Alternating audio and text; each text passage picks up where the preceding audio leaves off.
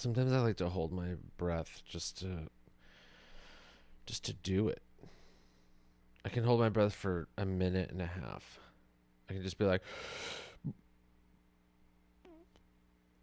something about the pressure building in my chest and then it being like this, countdown to like, am I going to pass out or something like that. It's just, just throw a little bit of excitement into an otherwise dull day.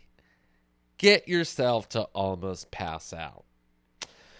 Hi, welcome to the show. What was the thing we used to do when we were okay? If you did this when you were a kid, let me know. There was a thing that was popular I was like in middle school probably. This was 1937. No, it was like in the mid 90s. So we used to do this thing where we would like hold our breath and cross our arms over our chest, and somebody would. The dog is barking. Okay, took care of that. The dog is now dead, and that was really the only way to do it. Dude, he like alarm alert barks or whatever. So, or barks when he knows we're coming home, or he barks when he looks at something, or he barks when he is not asleep. He's actually gotten better. We're training him to do speak and quiet. So he's figuring it out. He'll speak when you say the command. He's mostly quiet when you don't. Sometimes he'll forget and be like, and then you're like quiet, and then I'll go, oh yeah. Like he doesn't just look at you when he's quiet. He's like looks away. He's like, oh, this fucking command. But he's a smart dog. He's figuring it out. Okay, so back to the thing that happened in middle school, and this was so bizarre that this even happened. And we used to go like this. We used to go like breathe in and out, in and out, in and out, and then in, and then put our hands over our chest against a wall, and then one of our friends would just push until we passed out. It's what? And then we would like get revived, and it wasn't even like you got a high off it or you hallucinated. It was just to do it. And then I think what made it continue was one of your friends would see that and be like, I'm not doing that. And we're like, oh, look who's a fucking coward. And then that would get him to do it. And then there'd always be a new person. And it's like, oh, you're not going to do it again? It just went on like that. I don't know if I only did it like once or twice because it was something about watching my friends do it first and then just like literally just pass on and be like, and just hit their head on the fucking ground or whatever. It was nuts. It never got a name. It was never like the, chest death move. Like, I don't even know what you would call that. Just the pass out maneuver. Like, so we did that, and one of my friends loved doing it. He wasn't even a friend. He was like friend of a friend, whatever, some fucking idiot. So he loved it. He was like, let's do it again. I'm like, I'm pretty sure you're going to destroy brain cells.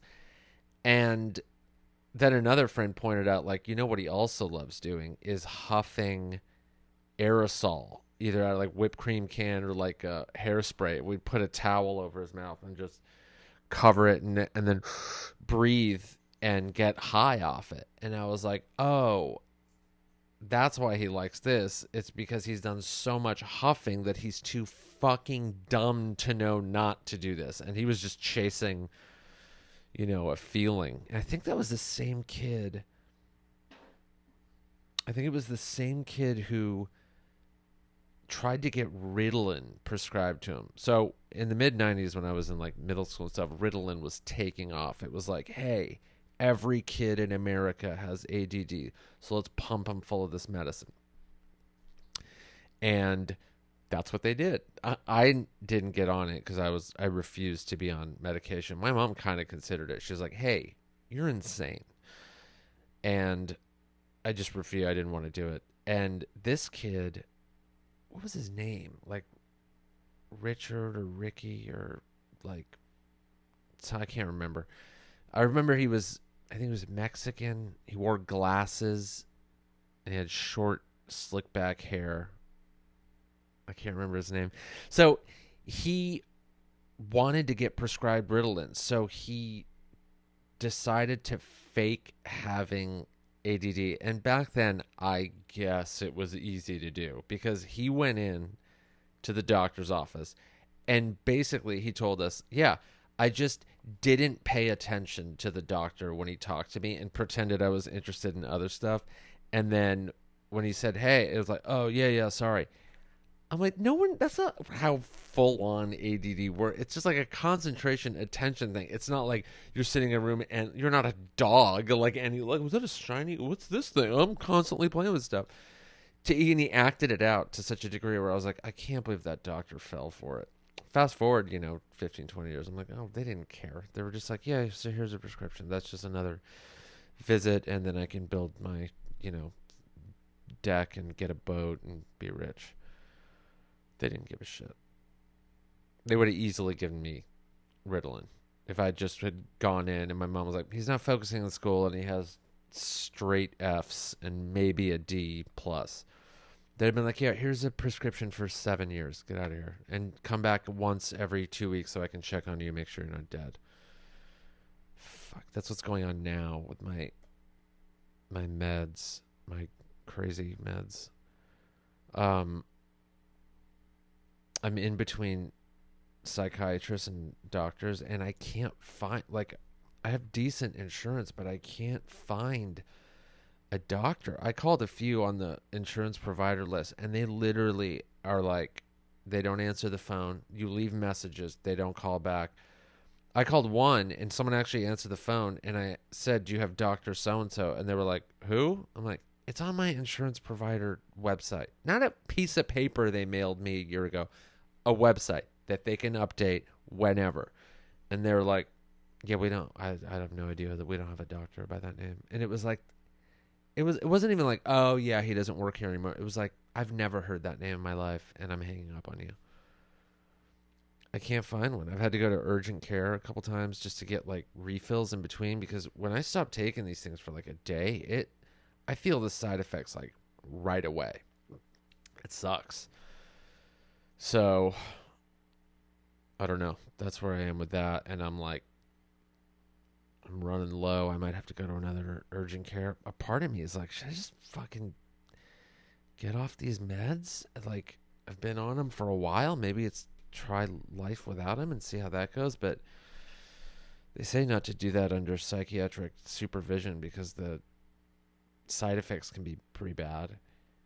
And I've experienced the side effects of these having not taken them for a day. And like, yeah, they can fuck you up, man. They just make you feel like tired and groggy, and your stomach kind of hurts, and you feel this like weird, but this like, it's hard to describe, but it's like a buzzing electroshock feeling that just goes through your body.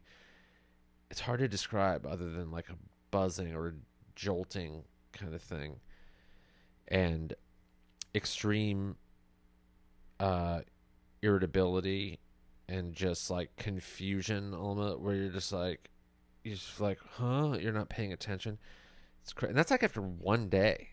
It's weird, which I mean, shows they're doing something. And they have been doing something. They've been working. I've been on them for 4 something years, and they're good. I'm also fucking, dude, I am addicted to SodaStream, even though they have a fucked up company history. But listen, so does every company. Except maybe a company. I was gonna say, I was gonna say maybe a company that started this year because it's like, oh, they're modern and they're careful no, FTX, that stupid blockchain crypto fucking that guy. I read some or I listened to some news podcast about that dude, and he plays up his like disheveled, nerdy kind of like obsessive computer genius thing because it appeals to investors where they're like, whoa, this guy's so nerdy and he doesn't shower because he's on his computer all day. He must have all the answers. And they're just like, here's billions of dollars. He got all these like celebrities on board and shit. Like, and then it all imploded, and it's just so funny. Like, it's so funny how these people can just rip off the ultra rich. And it's, you think like, whoa, these ultra rich people, like, they got somewhere because they're smart. And it's like, everyone's got a blind spot or a weak point. Even the Death Star had that one little and then it's, you get that rich and powerful, you are not invincible. There's always going to be someone that'll outsmart you or just trick you, and then every couple of years someone comes along and they go, I know how to bilk all these idiots out of their money. And then that's exactly what he did. Defaulted, bankruptcy, I think, and then just who knows if he'll even go to jail. But I was reading something where they had like, I actually didn't read this next article yet, but it's about like their party scene, I guess. Yeah, they were like, couples swapping, swinger shit, and pills, and all the orgies and all this fucking shit. I'm just like, dude, they must have had the ugliest orgies of all time. You seen the way that guy looks, and his girlfriend or wife or whoever? It's so funny they went that far just to be able to like party and get laid.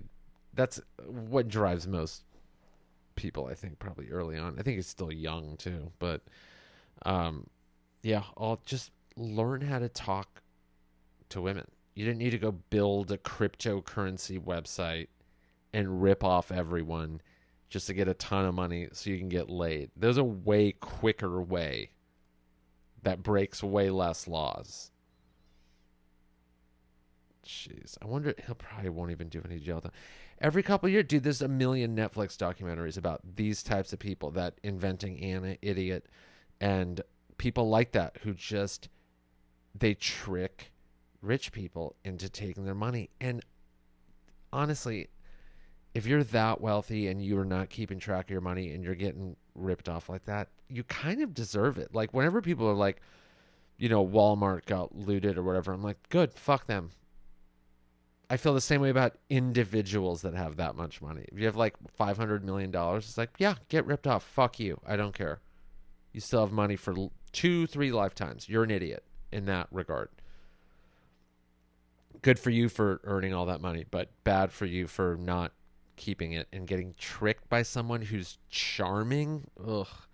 That's all it takes, man. It takes one charming person to just fucking... All those bank heist movies where they're, all right, they're casing the joint and they're looking at blueprints and they have all these tools and we're going to get into that safe. And turns out there's a much, much quicker way to get into someone's bank account. And it's just charm them for a minute. Make them feel the one thing that money can't buy. And then there's all your cash. And that Inventing Anna lady's she's out of prison. She has she has an apartment in Manhattan. How the fuck? How did she get, maybe she's hid some money away or something, but she signed a lease on some place. I'm like, so she gets out of jail and she's immediately in a $5,000 a month apartment in Manhattan. Fucking what punishment then? Oh, but she's on house arrest in a $5,000 a month apartment in Manhattan.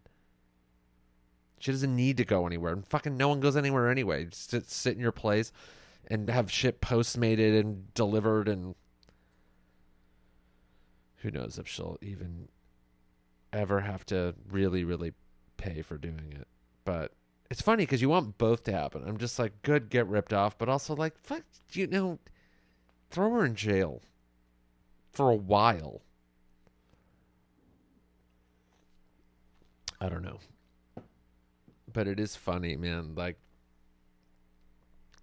they just give him the one thing that apparently money can't buy. And then there was that one lady that owned the restaurant, that really famous chef that got ripped off by was it some guy or some, like, her assistant or something? I have seen so many of these documentaries that I honestly forget, but there are a few, like, and then there was that one guy, the Tinder swindler guy. That's another Netflix. Look, here's how to get on Netflix: steal $1 billion from someone, or become a sociopathic mass murderer. If you can do both, fuck, you're gonna be all over Netflix. They're gonna have you'll get your own genre. Can you imagine that the next serial killer is just stealing billions from people, and he's not getting caught because he has, infinite money to just, like, run and hide and get away, and aliases, and that would be a scary serial killer. Someone with that much money. Dude. What'll the next serial killer be like? Like, will we have a next serial killer that's like Dahmer level? Ed Gein, Ted Bundy, like those, like Ed Kemper, those dudes that, like, can go undetected for so long. I read some statistics somewhere, and this probably was before, like, cameras everywhere and everyone has a cell phone and stuff, that they were like, at any given moment, there's like 100 or 200 active serial killers or something in America. And you're just like, that's like an FBI stat or something. They're just like, they've figured out that there are people probably doing this amount of killing, and they haven't gotten them yet. They haven't connected enough dots to be like, oh, that's all one guy. But do you think, like, we live in, like, a surveillance state? Like, how could they get away with that many? Like, are we going to get to a point where, after two, like Minority Report, not where they're like, there's no, like, pre-crime or anything, but as close as you can get to that. I mean, you kill two people and they're like, got him. Like, they've pieced together enough information, because so much of our lives are online. They can just, like, put together, like, the ultimate FBI, analysis of, like, this is what this person probably is, or what they look like, where they live, how they did it, and catch people, like, instantly. The other thing too is, like, maybe the mass shooters are the new serial killers. That's what I think more and more, because it's instant. There's the desire to be like, I want it to happen now, and then the copycat effect. And when lunatics go, like, how am I going to make my mark? I don't think they're going to go, like, okay, slow, methodical, really plan it out. They're going to be like, the same way people tweet. They go, I had a thought, I'm not going to think it through, boom, and then just fucking kill a bunch of people. That's how these kids are these days, man. They're just reactionary. They don't think things through. Back in my day, we plotted and planned our murders and our victims. That's how the older generation of murderers are going to be like, you kids don't know what it was really like to hunt people down and kill them. These days, you can just buy a gun and walk into wherever and just start. Yeah, it's pretty sad. It just keeps happening. It's crazy. But it's funny, like, people will get mad at others for highlighting and making fun, kind of like what I just did. Oh, how can you? It's, first of all, it's always too soon, because there's a shooting every fucking 72 hours now. But what, we can't, like discuss it or make off-color jokes or whatever, but then Netflix can produce fucking 100 documentaries on look what this lunatic did. They're turning it into entertainment and making money off it. What I don't care, oh, but it's a documentary. All right. It's like documentary slash entertainment. And I mean, the one show was like a fucking 10 episode fictionalized series about Dahmer. It's what sells. They want, like, here is true crime is huge. And then let's dig up all this, like the Times Square killer. That's another documentary on Netflix that I had no idea. Did they just turn that guy into a serial killer? Like, did they even really connect all the murders? And I don't know. It's just, I find it weird that it just has all become entertainment. It's not, there aren't like serious documentaries about this sort of stuff. There was also that show about the two FBI guys that started the profiling thing. And they talked with Ed Kemper and all these guys. Although Ed Kemper did legitimately help them. He's still a lunatic. But he did help them develop all those tools, and the interviews, like, I guess, really went a long way. But, mass murder is entertainment. That's the country we live in. Serial killers, murders that happened a long time ago that don't have any real resolution become true crime podcasts. Mass murderers that, are clinically insane and, obviously need help, go out and get some guns and start shooting. And then it's all over the news and it becomes part of the news cycle. And then it gets people on Twitter and then they're making money. And then it probably makes too much money to really be stopped. It is entertainment.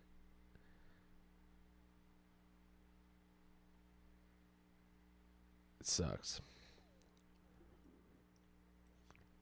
I remember the first shooting that I can remember was when I was still in high school. And I know they happened before, but it wasn't really a 24-hour news cycle. They weren't covered all the time, really, or ever. Probably local papers were like, oh, some person shot some people. And they're like, wow, what a tragedy. We've never had that happen. And then, like, the town and the community, like, dealt with it. And it never became sensationalized. And it never, like, became more than just, here's this sick individual.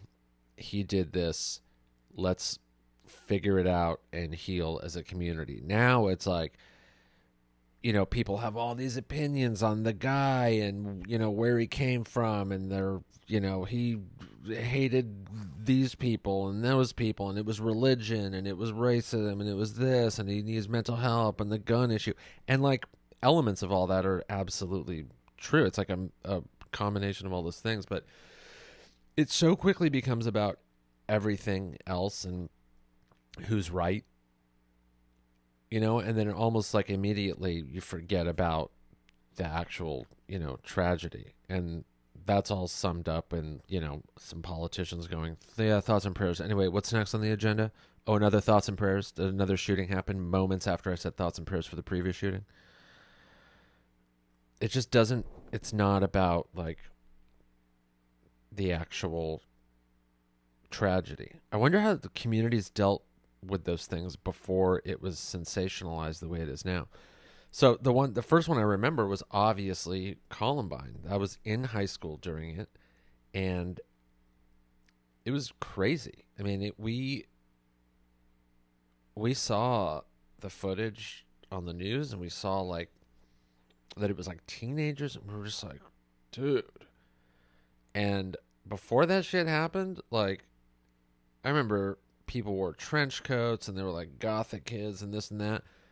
The first thing to go after Columbine was trench coats in high schools. At least my high school. People were like, yeah, no, we're not that gothic. I mean, it got like, people took it seriously. Now, I bet there'll be fucking Halloween costumes of like the Parkland guy or the whoever did this one in Colorado at the nightclub. It's like disgusting. But yeah, we were like, that's horrifying. And trench coats as a fashion statement, but where they killed it. That they like Hitler mustached it out of style. That shit was gone. I wish somebody would do that with Carhartt. There's so much fucking Carhartt. It's like I hope the next mass murder is just decked out in all Carhartt. Probably will be. Some fucking like lunatic white dude. It's all white guys. He probably would be unironically wearing Carhartt when he did it too. It's sad, man. It's really crazy. But yeah, these kids today they have no patience. They just go straight to mass murder. And they're all nuts. I guess the Ritalin didn't work. Or it fucked up those kids' bodies, and then they had kids, and they came out with more problems.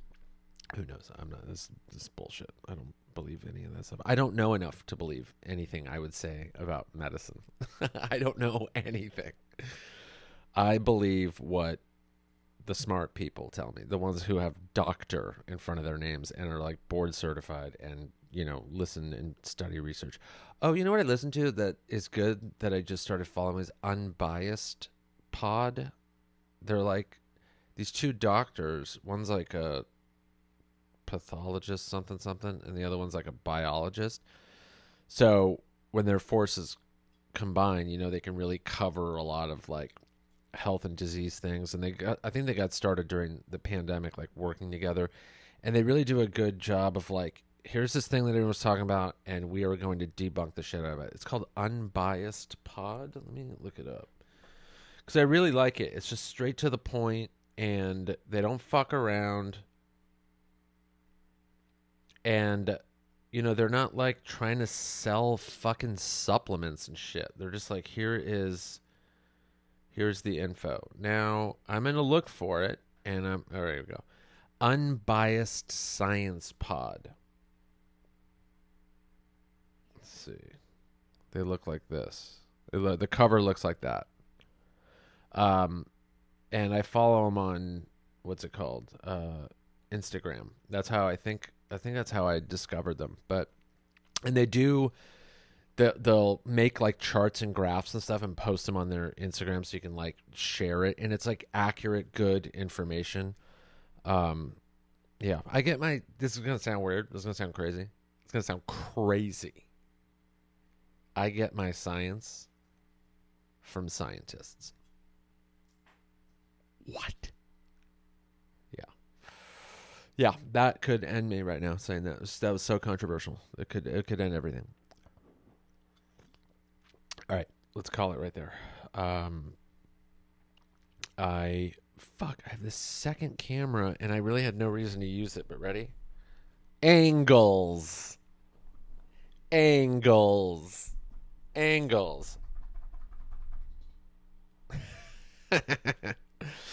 Finally put it to use. Oops. It's already broken. Hold on. Okay. To camera B. Thank you guys for listening and watching, or however you did it. If you were listening, that whole camera thing did nothing for you. And you're asking why didn't I edit it out? Is because I don't have the time. Once this podcast starts making money, I can hire someone. So this is now your job to spread the word. Take this podcast episode, send it to someone. Tell them to subscribe. Goodbye. It's the end of the show. Oh, Like, and happy subscribe, Thanksgiving. comment. Don't And be a stuff. dick.